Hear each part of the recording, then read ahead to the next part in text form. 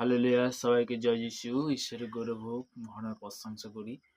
তো তেমনি যে আজকে পিতা সুযোগ করে দিলেন, পিতাকে অসংখ্য ধন্যবাদ করি, মহানের প্রশংসা করি। তো আমরা প্রার্থনাতে যাব, তারপরে বাক্যতে আসবো।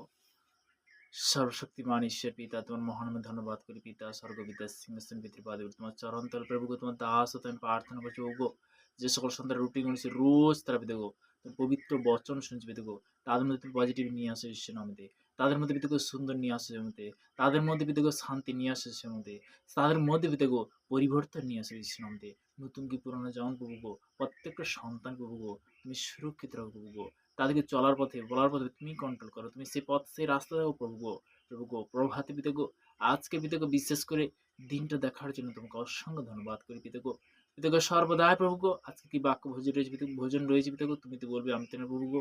এই প্রার্থনা নাসরিতে প্রভু যীশু খ্রিস্টের নাম থেকে চালাম, আমার নাম সবাইকে জয় যিশু সালাম। তো তেমনি যে আজকের পিতার বাক্য, যে মথিলিখিত সুসমাচার তার 9 অধ্যায় 10 থেকে 13 পদ পর্যন্ত, যিশু জাত নয় ধর্ম নয়, সে কিন্তু পাপীদের জন্য আসছে। আমরা কিন্তু পাপী, পাপ থেকে কি করে পরিত্রাণ পেতে পারি, কি করে উদ্ধার পেতে পারি, তো তেমনি বলতে কি আজকে আমরা জানবো।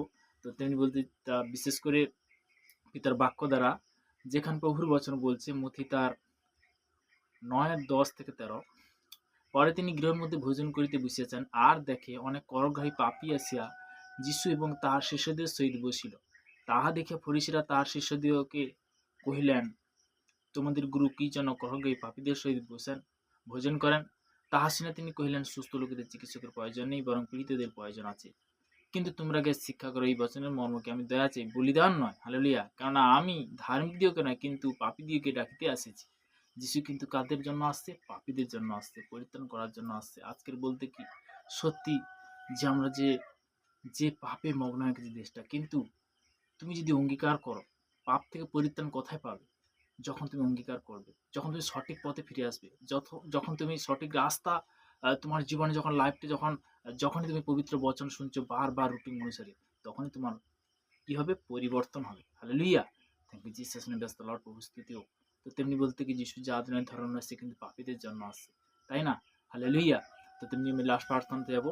সর্বশক্তিমান ঈশ্বর পিতা, তোমার মহানামে ধন্যবাদ করি। পিতা স্বর্গপিতা সিংহাসন পিতার পাদুর তোমার চরণ প্রভু কাজ করি পবিত্র বচন দেন, অসংখ্য ধন্যবাদ করি পিতা। যে সকল সন্তান শুনছি পিতা, তাদের জীবনে পিতা ধীরতা নম্রতা, তাদের জীবনে পিতা শান্তি, তাদের জীবনে তুমি সঠিক পথ সঠিক রাস্তা দেখো প্রভু গো।